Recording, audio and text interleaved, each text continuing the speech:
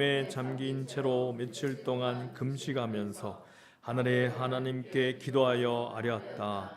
주 하늘의 하나님, 위대하고 두려운 하나님, 주님을 사랑하는 이들과 언약, 주님이 계명을 지키는 이들과 세운 언약을 지키시며 은혜를 베푸시는 하나님, 이제 이 종이 밤낮 주님 앞에서 주님이 종 이스라엘 자손을 위하여 드리는 이 기도에 귀를 기울이시고 살펴주십시오. 우리 이스라엘 자손이 주님을 거역하는 죄를 지은 것을 자복합니다. 저와 저희 집안까지도 죄를 지었습니다. 우리가 주님께 매우 큰 잘못을 저질렀습니다. 주님이 종 모세를 시키시어 우리에게 내리신 계명과 율례와 규례를 우리가 지키지 않았습니다. 주님이 종 모세를 시키시어 하신 말씀을 기억하여 주십시오. 우리가 죄를 지으면 주님께서 우리를 여러 나라에 흩어버리겠지만 우리가 주님께로 돌아와서 주님이 계명을 지키고 실천하면 쫓겨난 우리가 하늘 끝에 가 있을지라도 주님께서 거기에서 우리를 한데 모아서 주님이 이름을 두려고 택한 곳으로 돌아가게 하겠다고 하신 그 말씀을 이제 기억하여 주십시오. 이들은 주님께서 크신 힘과 강한 팔로 건져내신 주님이 종이며 주님이 백성입니다. 주님 종이 간구를 들어주십시오. 주님이 이름을 진심으로 두려워하는 주님의 종들이 간구에 귀를 기울여 주십시오. 아멘.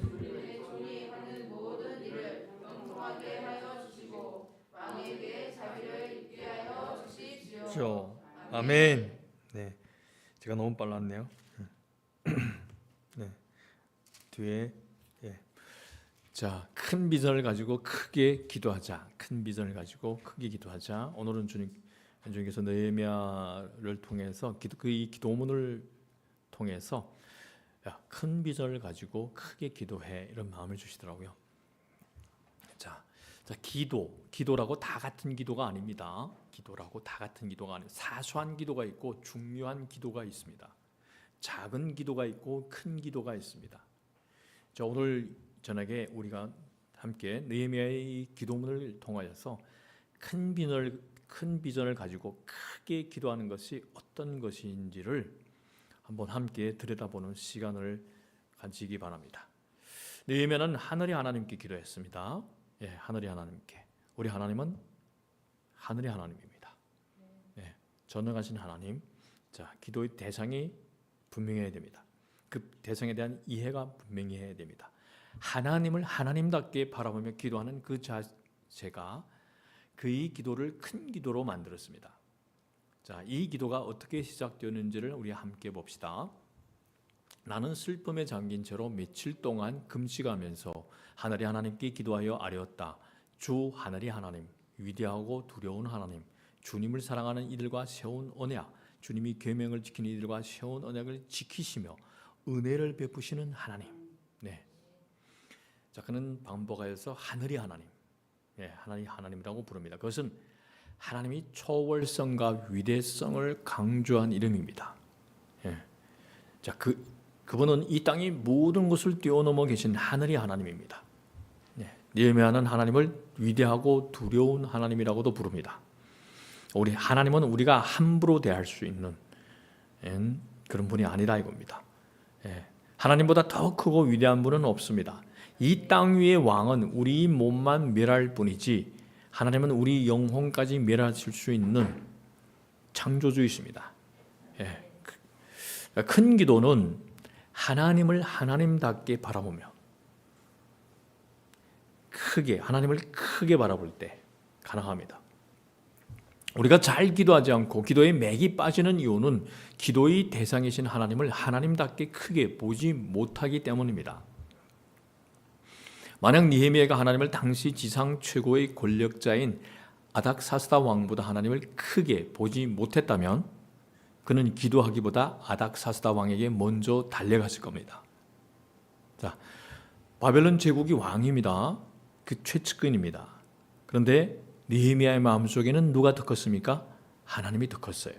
내가 모시는 그 세상의 왕보다는 온 우주를 통치하시는 그 왕이 더 컸습니다. 그래서 그는 먼저 아닥사스다 왕에게 달려가는 게 아니라 누구에게? 하늘의 하나님께 기도의 무릎을 꿇습니다. 예. 자, 이렇듯 말씀과 기도에 늘 깨어 있어야 느헤미야처럼 세상의 왕보다는 그 하늘에 계신 그분을 먼저 바라볼 수 있습니다. 예.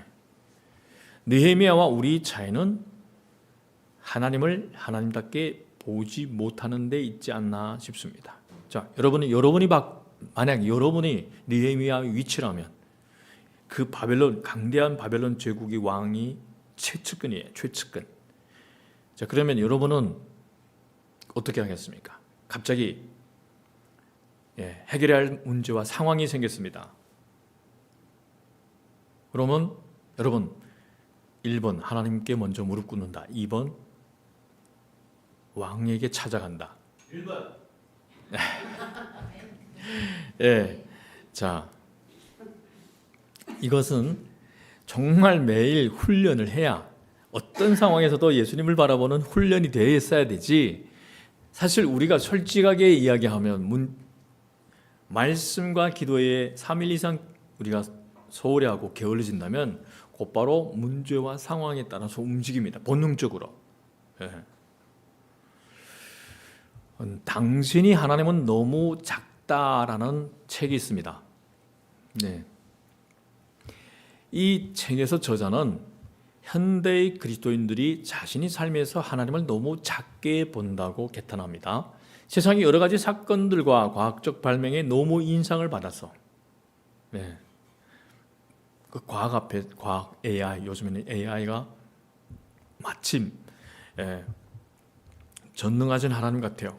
애한테 뭘 말하면 곧바로 나옵니다. 어떠한 주제를 던지면 곧바로 그냥 1분도 되기 전에 아주 빠른 사이에 그 답이 툭툭툭 떨어집니다. 이러한 현상에, 이 과학적인 발명에 우리가 너무 집착하다 보게 되면 하나님이 얼마나 크고 대단한 분인지를 잊어버린다는 겁니다. 스마트폰, 때로는 우리 신이 될 수 있습니다. 툭 치면 나옵니다. 예. 심지어 요즘에는 AI 기능을 담은 스마트폰은 영어를 몰라도 돼요. 아랍어를 몰라도 돼요. 근데 이야기하면 곧바로 얘가 번역을 해요. 예. 때로는 마치 얘가 신인 것 같아. 그러면서 이러한 혁신적인 기술 앞에서 우리는 하나님이 얼마나 큰지를 잃어버립니다. 자, 하나님은 온 우주를 아무런 힘도 들이지 않고 말씀 한마디로 창조하신 크신 분입니다. 예. 그분은 온 우주를 당신이 손안에 붙들고 계십니다. 자, 코로나 사태는 과학을 우상으로 삼는 인간이 교만을 꺾어놨어요. 바이러스 앞에서, 작은 바이러스 앞에서 결국엔 인간이 과학기술은 맥도 추지 못했어요. 다 공포와 두려움 속에서 우리는 벌벌 떨었습니다. 예. 하나님 나라의 큰 비전을 담은 큰 기도를 올리려면 우리는 하나님을 하나님답게 알고 크게 바라봐야 할 필요가 있습니다. 하나님보다 더 큰 분은 없습니다. 우리는 이 창조주 하나님을 크게 보고 믿음으로 의지하며 주님께서 우리 가운데, 교회 가운데 큰 일을 행하여 주실 것을 기대하는 가운데 기도해야 합니다. 우리 사이즈를 넘어서는 일, 우리 능력과 지혜를 넘어서는 위대한 일을 크신 하나님께서 우리를 통해 이루어 주실 것을 간구해야 합니다. 느헤미야는 반짝하는 기도를 하지 않았습니다. 그냥 내가 뜨거워 나면 내 뜨거움이 유지되는 사이에 그 기도만 하지 않았습니다. 느헤미야의 기도는 한마디로 꾸준한 기도였습니다. 큰 끈기를 가지고 기도한 것입니다. 자, 우리는 여러분 잘 관찰해 보십시오. 뭔 일을 하는 사람들은 끈기가 있어요. 시작을 하면 끝을 봐요. 작심삼일이 아니에요. 뚝 시작하면 끝을 봐요. 느헤미야는 느낌이 올 때마다 반짝 기도하다가 잘 응답이 안 되면 바로 포기하지 않았습니다. 그의 기도를 우리가 함께 봅시다. 6절을 보면 이제 이 종이 밤낮 주님 앞에서 주님이 종 이스라엘 자손을 위하여 드리는 이 기도에 귀를 기울이시고 살펴주십시오. 예. 밤낮으로 기도한다고 했습니다. 밤낮으로.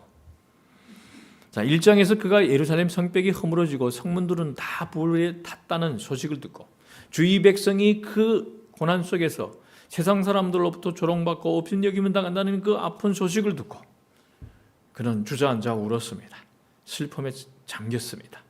예. 그래서 금식하며 기도를 시작합니다. 근데 우리가 이 느헤미야서를 잘 관찰해 보면 기도를 시작한 시점에서부터 2장에서 아닥사스다 왕에게 사정을 말한 시점까지를 따져보면 무려 4개월이나 됩니다. 한 4개월 정도는 기도합니다. 이렇게 밤낮으로 기도합니다. 예. 그런 그 이전부터 이스라엘 자손을 위해 기도했지만은 이제는 성벽 재건의 구체적인 기도 제목을 가지고 4개월 동안 밤낮으로 끈질기게 기도했던 겁니다. 예, 기도로 철저히 준비합니다. 기도로 철저히 준비합니다. 구체적인 기도 제목을 가지고 철저하게 준비합니다. 자, 모든 위대한 일을 위해서는 끈기가 필요합니다. 예. 그것은 기도에도 마찬가지입니다. 특별히 큰 비전을 위해서는 끈질기게 기도해야 합니다. 물론 지속적으로 꾸준히 기도하는 것은 생각보다 쉽지 않습니다. 네. 자, 우리가 큰 끈기로 기도 못하는 이유는 기도의 훈련과 습관이 안 되어 있기 때문이기도 하지만 또 한편으로 우리 믿음이 말씀의 반석 위에 든든하게 세워 있지 않아서 조금만 세상에 어떤 풍파가 불어오면 우리는 흔들리기 쉽습니다. 하나님이 살아계신 것이 맞아? 하나님이 계시다면 왜 이런 일이 생기지? 예. 사실 내가 믿음으로 흔들리고 있는데 하나님을 탓하고. 자, 우리는 중요한 기도 제목을 적어놓고 그것을 수시로 상기할 필요가 있습니다. 아니면 노트에다, 내가 늘 즐겨보는 노트에다 적어놓든지, 아니면 기도 제목을 타이핑해서 눈에 늘 보이는 곳에 붙여놓든지. 자, 누군가가 구원받는 것, 우리 자녀가 세상에 물들지 않은 것, 우리 가정이 믿음으로 서는 것, 우리 교회가 영적 부흥과 성장을 경험하는 것, 하나님 나라를 위한 나의 비전이 이루어지는 것, 이 모든 것은 다 정말 중요한 겁니다. 그래서 이 중요한 것을 이뤄내기 위해서는 우리 기도가 꼭 필요합니다. 이것을 자주 기억해야 됩니다. 그리고 하나님만이 이 기도 제목을 이루어 줄 수 있고 하나님만이 문제의 해결자 되심을 굳게 믿으며 끈질기게 기도해야 됩니다. 영국이 고아의 아버지로 불리는 조지 밀러 목사님은 믿지 않는 친구들이 구원을 위하여 무려 52년을 기도했습니다. 저도 저희 어머니 위해서 10년 넘게 기도했고 거의 저희 아버님은 한 20년 되게 기도했어요. 큰 끈기와 간절함이 하나님의 마음을 움직입니다. 요즘에는 매일 아침마다 보내면서 우리 누님들이 가족의 구원을 위해서 계속 기도합니다. 조카들이 기도하고. 자, 큰 끈기와 간절함, 그것이 우리 큰 비전을 위해서 또 하나님을 일하시게 합니다.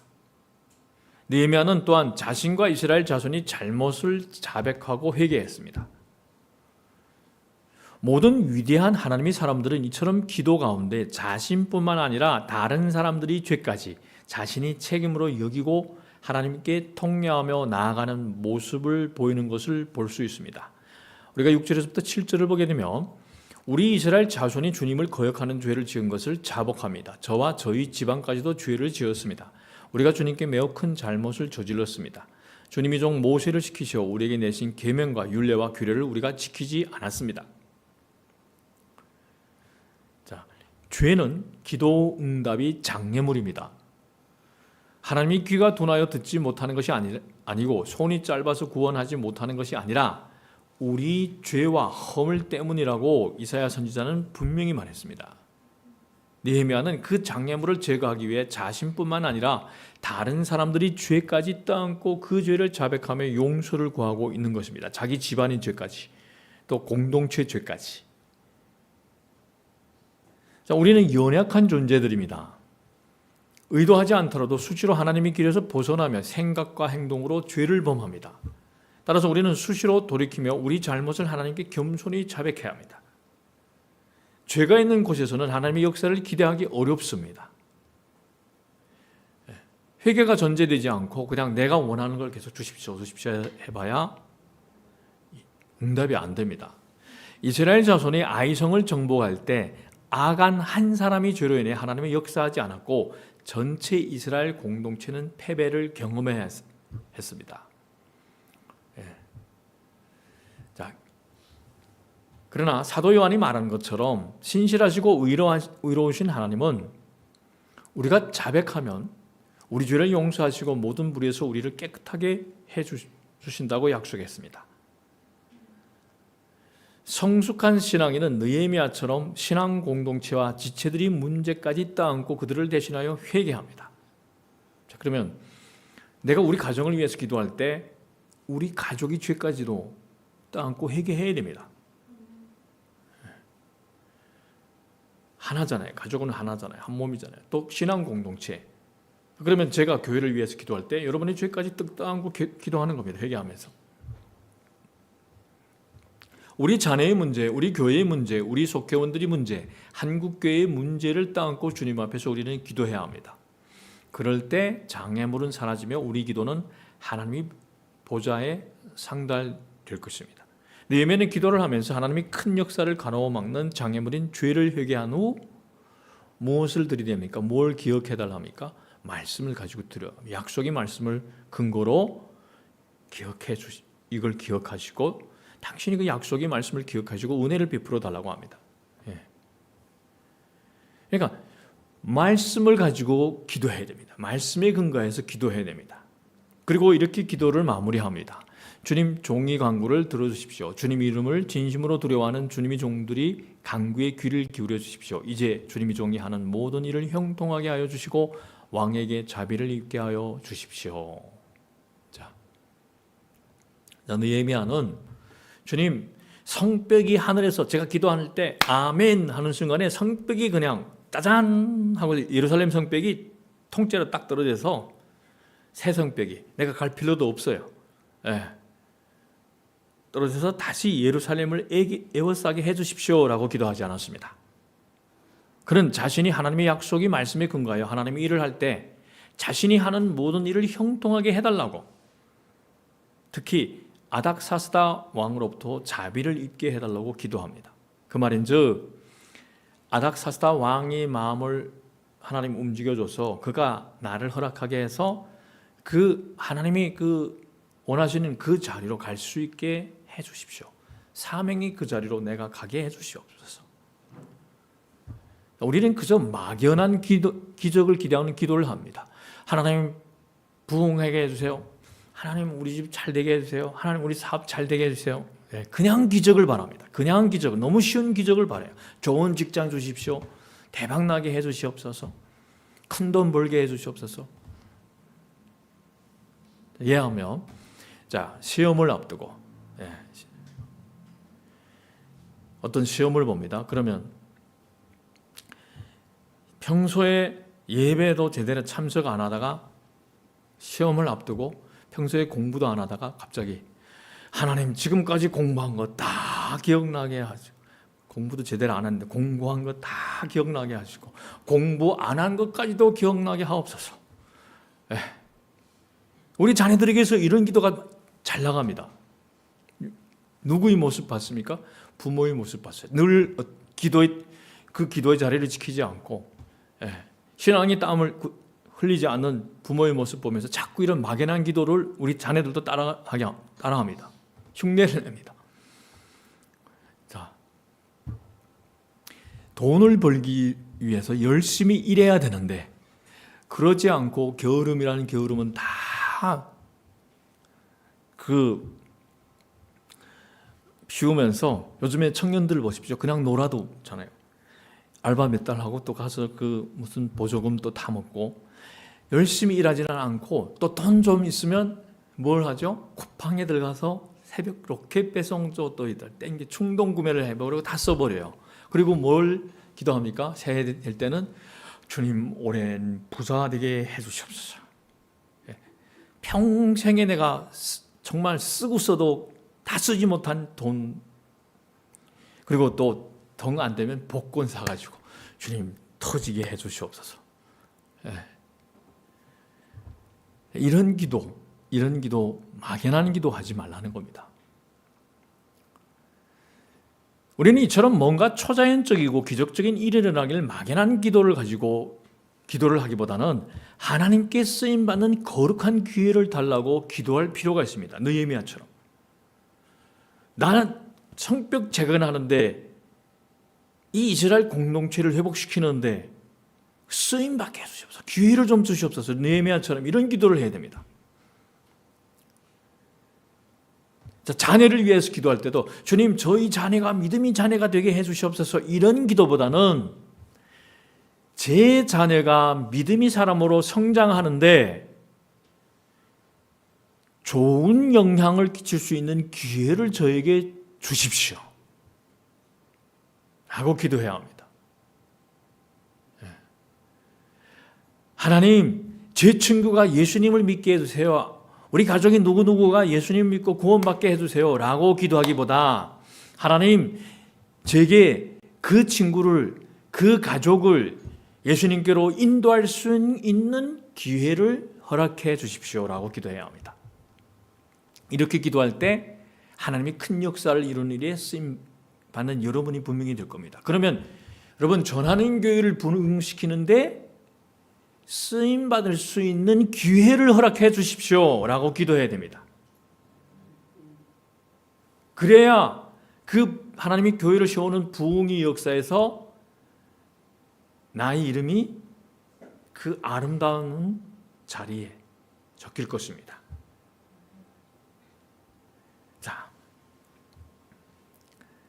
그래서 오늘 이후부터 교회 부흥을 위해서 기도할 때 이렇게 기도하십시오. 하나님, 전하는 교회가 부흥하게 해주세요.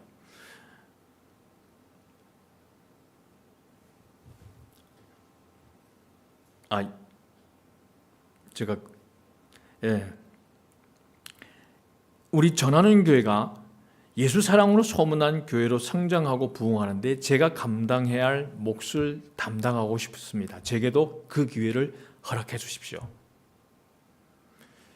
다음과 같이는 기도하지 마십시오. 하나님, 전하는 교회를 부흥하게 해주세요. 주변 교회 교인들을 통째로 우리 교회로 오게 해주세요. 기왕이면 말 잘 듣고 헌금 잘하는 성도님들만 꼭 오게 해주시오. 이런 기도는 제발 하지 말아야 됩니다. 이런 기도는 예수님이 사람들이 해서는 안 되는 기도입니다. 아니면 다른 교회에 가서 정착을 못하는 그러한 성도들이 우리 교회에 와서는 예수님을 만나게 해주세요. 이런 기도는 해도 됩니다. 절대 다른 교회 교인이 오게 해주세요. 이런 기도는 하지 말아야 합니다. 오늘 어떤 모임에 갔다가 믿지 않은 분으로부터, 교회를 안 다니는 분으로부터 이런 그 내용을 들었습니다. 아주 서울의 유명한 교회예요. 근데 그 전도 축제를 하는데 몇 명을 데려와야 된다는가 봐요, 직분자들이. 그래서 이분 보고 선물을 줄 테니까 자기 이름으로 등록해달라고, 자기가 이 인원수를 채워야 된대. 믿지 않은 사람인데 교회만 가서 이름만 적어놓고 등록하면 된대. 그럼 선물을 주겠다고. 이런 거는 하지 말아야 됩니다. 우리가 예수님 믿는 사람으로서 그게 아닙니다.